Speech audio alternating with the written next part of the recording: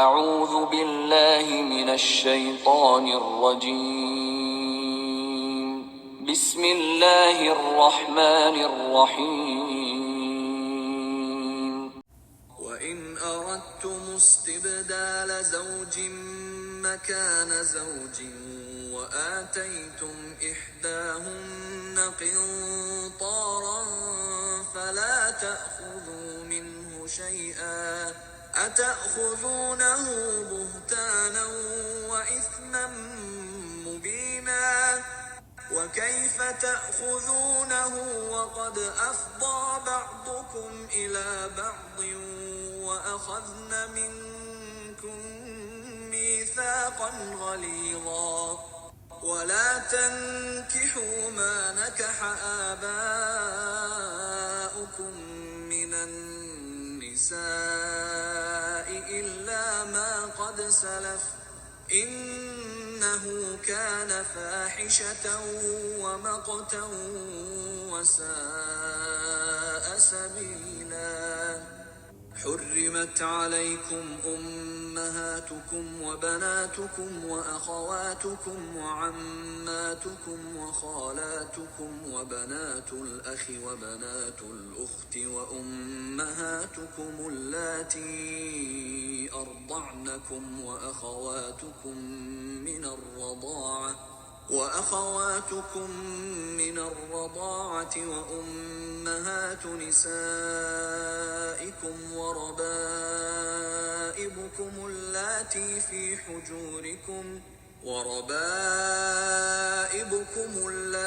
في حجوركم من نسائكم اللاتي دخلتم بهن فإن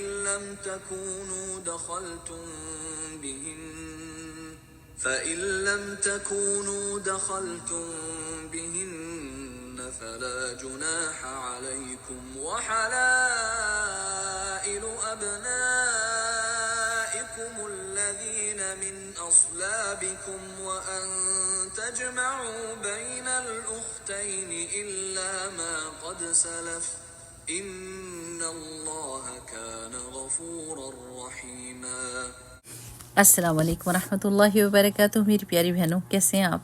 اللہ سبحانہ وتعالیٰ خوش اور آباد رکھے، اور اللہ سبحانہ وتعالیٰ فتنوں سے محفوظ رکھے، صحت اور تندرستی اور عافیت عطا فرمائے، اور ہم سے ڈھیروں ساری نیکیاں کروائے اور ان کو محفوظ رکھے آخرت کے لیے، اور دنیا میں بھی اس کی خیر سے ہم کو فیض یاب کرے، آمین۔ چلیں آج کا سبق شروع کرتے ہیں۔ سورۃ النساء آیہ نمبر 20۔ رب اشرح لي صدري ويسر لي امري واحلل عقدة من لساني يفقهوا قولي ربنا زدنا علما اللهم وفقنا لما تحب وترضى۔ اعوذ باللہ من الشیطان الرجیم، بسم اللہ الرحمن الرحیم۔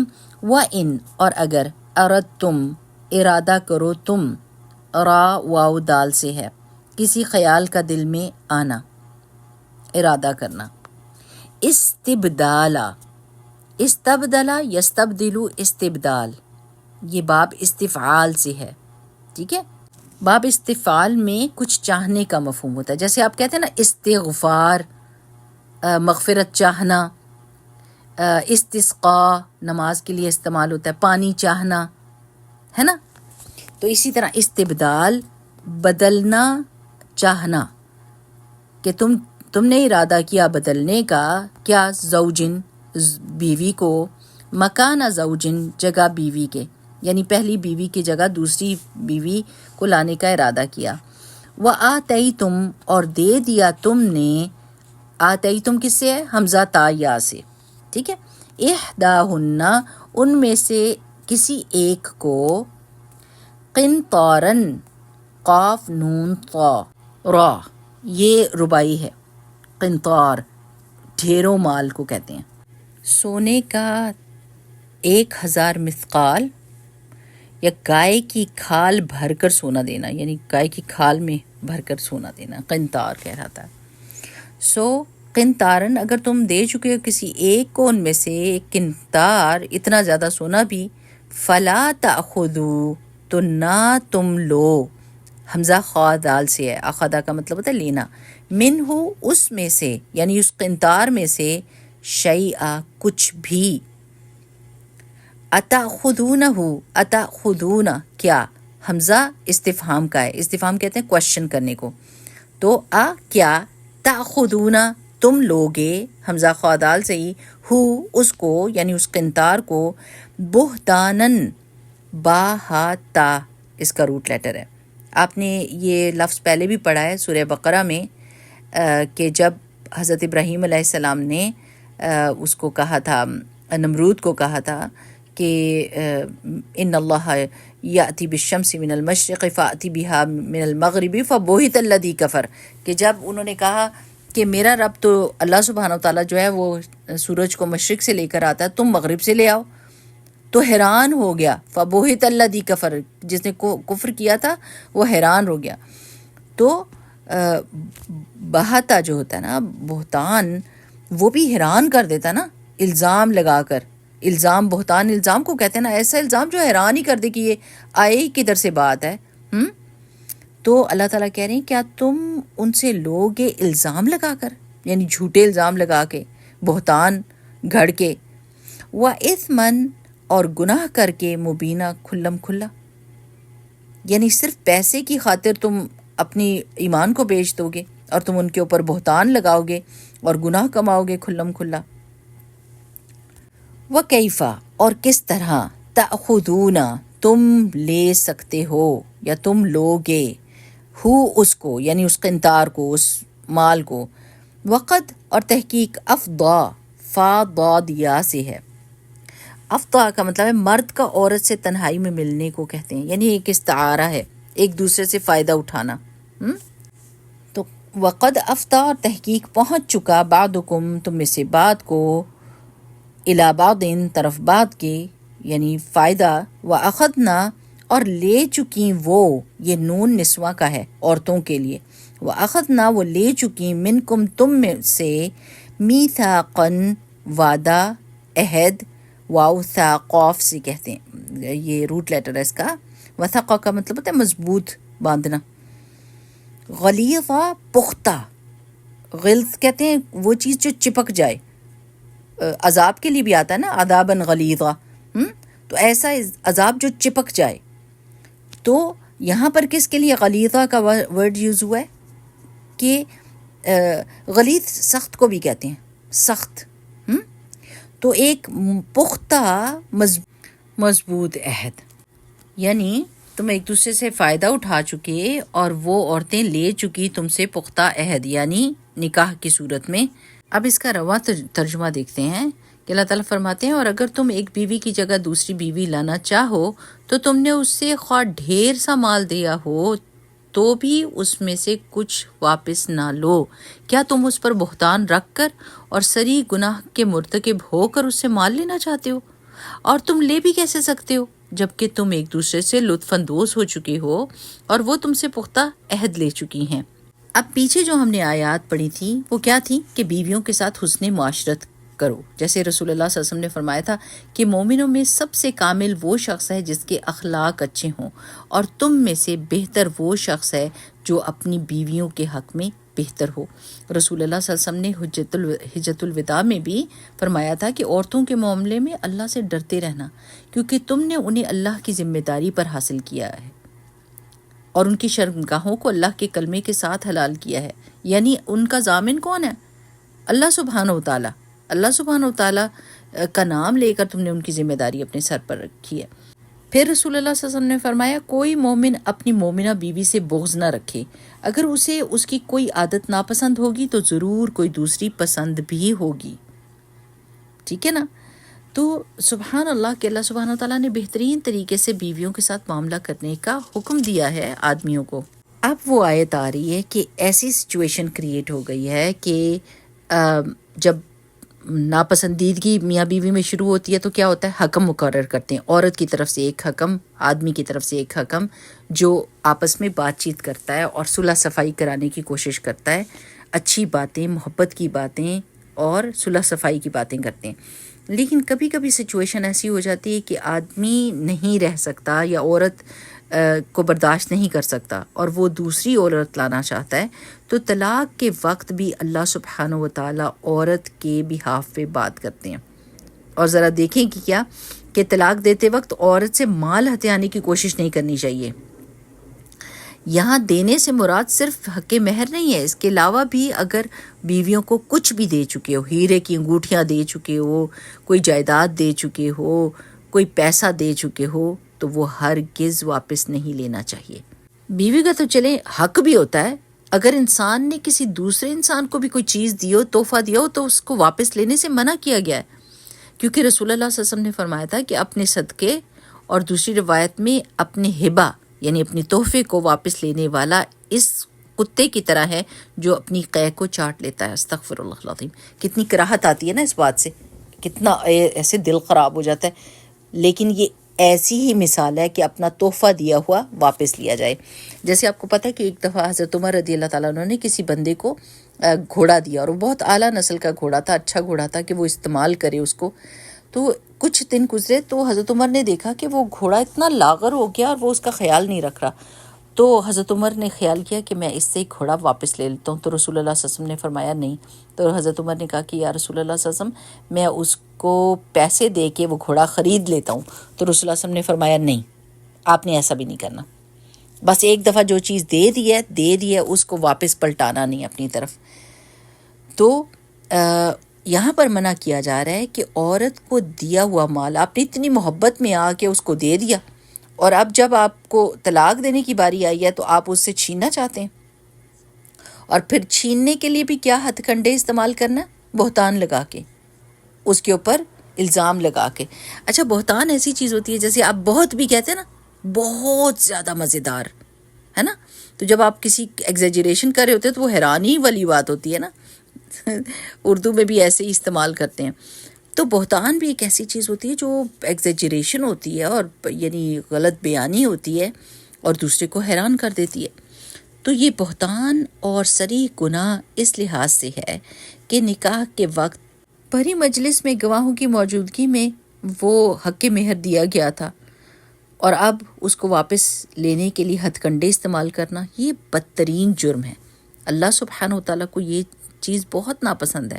اللہ کا حکم تو یہ ہے کہ اگر تم انہیں طلاق دیتے ہو تو طلاق دیتے وقت انہیں مزید کچھ دے دلا کر بھلے طریقے سے رخصت کرو، ان کو خوش کر کے بھیجو، جائے کہ جو ان کو دے چکے ہو وہ بھی واپس لو۔ سو جسٹ امیجن کہ کس قدر خوبصورت ہے ہمارا دین، کتنی پیاری تعلیمات ہیں کہ ایک انتہائی ناپسندیدہ اور تکلیف دہ صورت میں دوسرے کو کمفرٹ دینا، دوسرے کو یہ کہنا۔ میں کسی شخص کو جانتی ہوں کہ انہوں نے جب اپنی بیوی کو چھوڑنے کا ارادہ کیا، کیونکہ بالکل ان کی بند نہیں رہی تھی، تو جب انہوں نے چھوڑنے کا ارادہ کیا تو انہوں نے گھر کو کھلا کر دیا اور اپنی بیوی سے کہہ دیا کہ آپ آ کے جس چیز پر نام لگا دو گی وہ چیز آپ کی ہوگی اور آپ کے ہاتھ کو نہیں روکا جائے گا۔ اور ایسے ہی کیا، بیوی نے آ کے ہر چیز پر اپنا نام لکھ کے چلی گئی، اور جو چیز اس کو چاہیے تھی اس نے ساری چیزیں اس کو دے دی، اور کچھ بھی چیز نہ زیور واپس مانگا، نہ تحفے واپس مانگے، بلکہ اور بھی چیزیں دے کر بھیجا۔ اچھا معاملہ کرنا یعنی ایک اچھے اور محبت والے ماحول میں کسی دوسرے کو رخصت کرنا۔ پھر بھی ظاہر ہے طلاق ایسی چیز ہوتی ہے کہ دل تو برے ہوتے ہیں، آپ دلوں کی صفائی تو نہیں کر سکتے، لیکن آپ اپنا رویہ اچھا رکھ سکتے ہیں کہ آپ کے دل میں کوئی گلٹ نہ رہے۔ اور اگر آدمی اس طرح کے جھوٹے بہتان گھڑے گا عورت کے خلاف کہ نہیں یہ فحاشی کر رہی تھی، یا یہ میرا حکم نہیں مانتی تھی، اور مطلب اس طرح کے الزام لگانا جو سچ نہ ہوں، جو جھوٹے ہوں، اور ان سے مقصد صرف یہ ہو کہ عورت کو دیا ہوا مال واپس ہتھیانا ہو اور اس کو بلیک میل کرنا ہو اور اس کو پریشرائز کر کے اس سے سارے تحفے نکلوانے ہوں، تو یہ ویسے ہی ہے جیسے کتے کا اپنی کہہ کر کے واپس چاٹ لینا۔ کیونکہ اللہ تعالیٰ فرما رہے ہیں کہ کیسے تم ان سے یہ چیزیں لے سکتے ہو جب تم ان سے تنہائی میں فائدہ اٹھا چکے ہو، یعنی میاں بیوی کا تعلق رہ چکا ہے تم میں سے، اور تمہارے سے انہوں نے اتنا پکا وعدہ لیا تھا، مہر جب تم نے ادا کیا تھا تو تم نے ساروں کے سامنے وعدہ کیا تھا ان کے ساتھ رہنے کا، اور اب جب وہ چیز ٹوٹ رہی ہے تو تم یہ جرم نہ کرو، یہ اسم نہ کرو، یہ گناہ نہ کرو، ٹھیک ہے نا۔ اچھا، اگلی آیت بھی پڑھ لیتے ہیں۔ وَلَا تَنْكِحُوا، اور نہ تم نکاح کرو ماں جس سے نکاح کر چکے آباؤکم تمہارے باپ من النساء عورتوں میں سے الا سوائے ما جو قد تحقیق سلف گزر چکا، یعنی جو ہو چکا سو ہو چکا، تو اب یہ نہیں کرنا.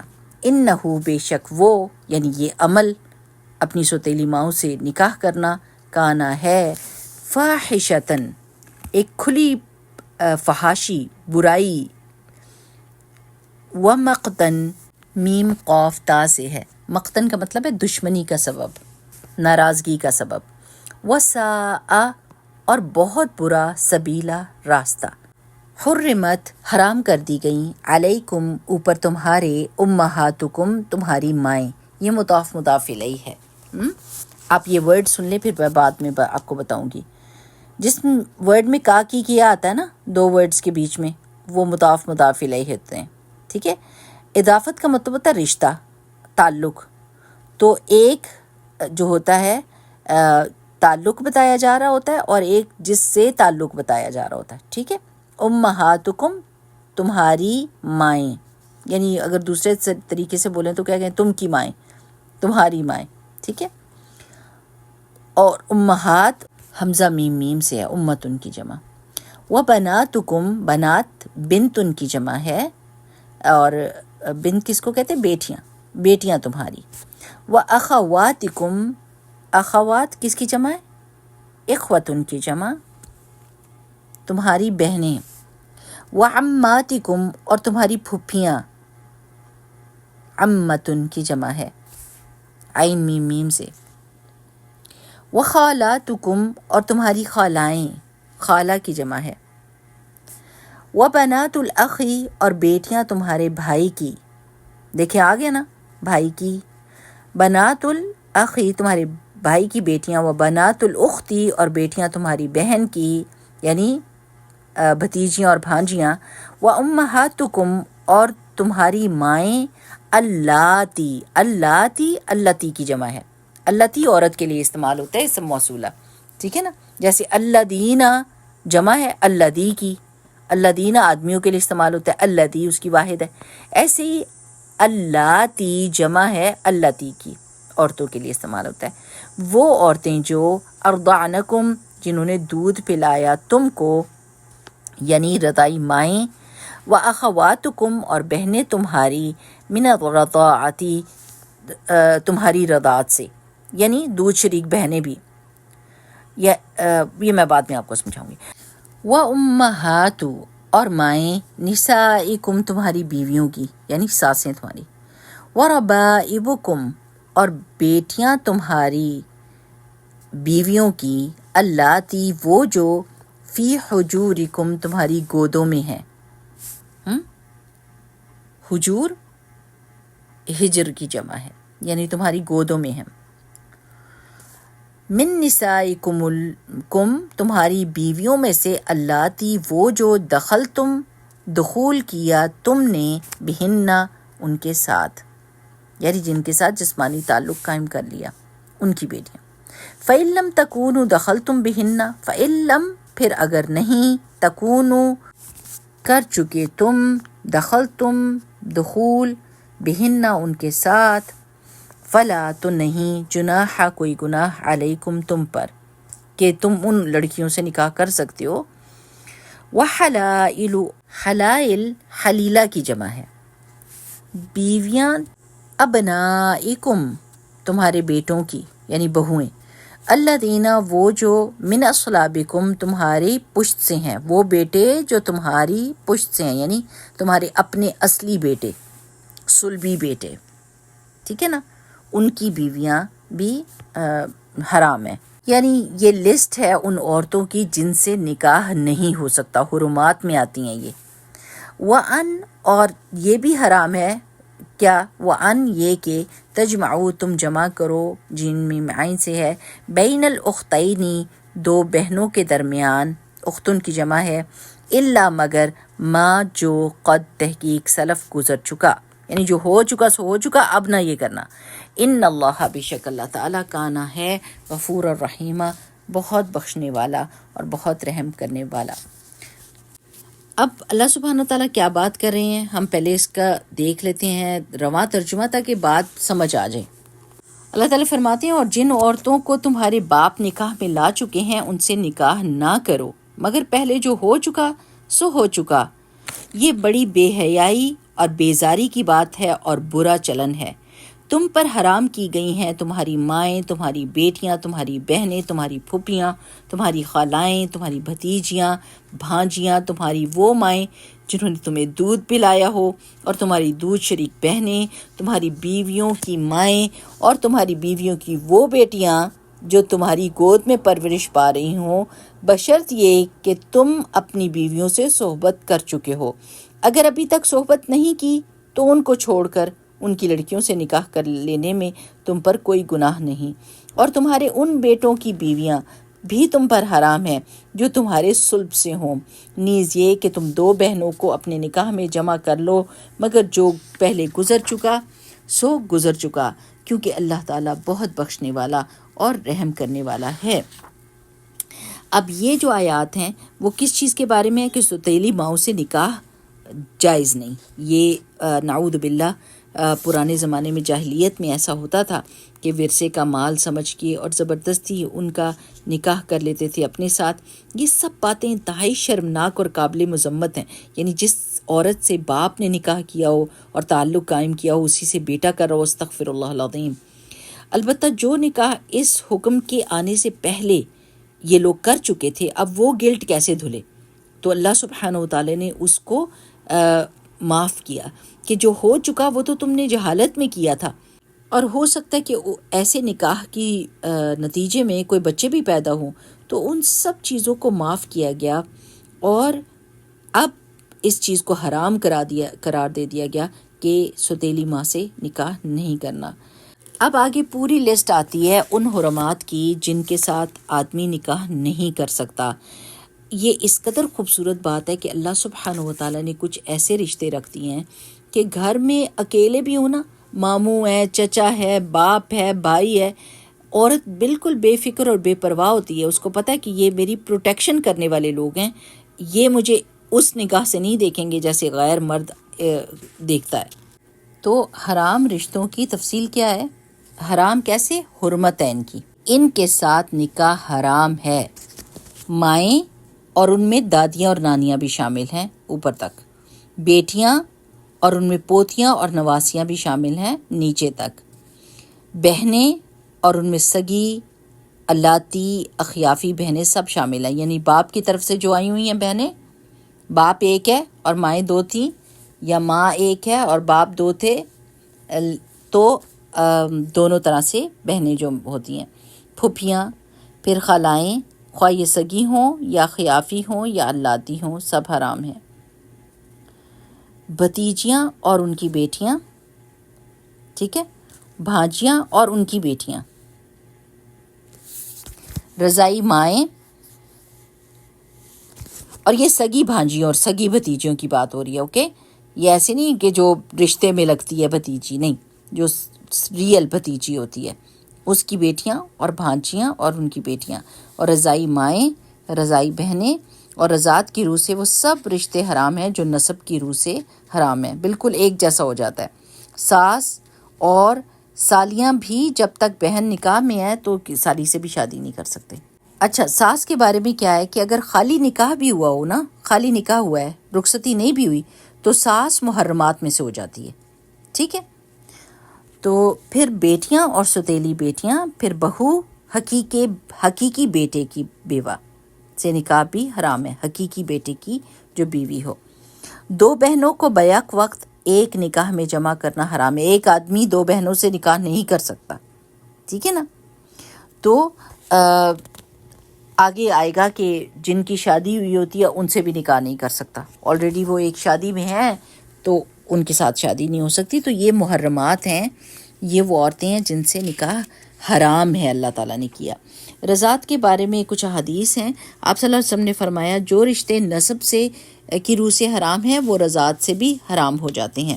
عقبہ بن حارث رضی اللہ تعالیٰ عنہ کہتے ہیں کہ میں نے ابو وہاب بن عزیز کی بیٹی سے نکاح کیا پھر ایک عورت آئی اور کہنے لگی کہ میں نے عقبہ اور اس کی بیوی دونوں کو دودھ پلایا ہے۔ میں نے اسے کہا میں تو نہیں سمجھتا کہ تو نے مجھے دودھ پلایا ہے، نہ ہی تو نے مجھے کبھی بتایا۔ پھر میں سوار ہو کر مدینہ آپ صلی اللہ علیہ وسلم کے پاس آ پہنچا اور آپ صلی اللہ علیہ وسلم سے پوچھا تو آپ صلی اللہ علیہ وسلم نے فرمایا اب یہ نکاح کیسے رہ سکتا ہے جب کہ ایسی بات کہی گئی ہے؟ چنانچہ میں نے اسے چھوڑ دیا اور کسی دوسری سے نکاح کر لیا۔ اس کا مطلب ہے کہ ایک عورت کی رضاعت میں گواہی اکیلی عورت کی کافی ہو جاتی ہے۔ سبحان اللہ۔ اب عورتیں جیسے تڑپتی ہیں نا ہماری گواہی آدھی کیوں، جن معاملوں میں آپ کی بات پکی ہے اس میں آپ کی پوری گواہی لے لی جاتی ہے۔ رضاعت کے بارے میں آ کے اس عورت نے کہا میں نے تو آپ کو فیڈ کیا ہوا ہے اور اس بچی کو بھی فیڈ کیا ہوا ہے، تو دونوں جو ہیں آپ بہن بھائی ہو، آپ کی تو شادی نہیں ہو سکتی۔ تو انہوں نے کہا مجھے تو کبھی پتہ ہی نہیں چلا اور نہ کبھی آپ نے بتایا۔ تو کہتی اب بتا رہی ہوں۔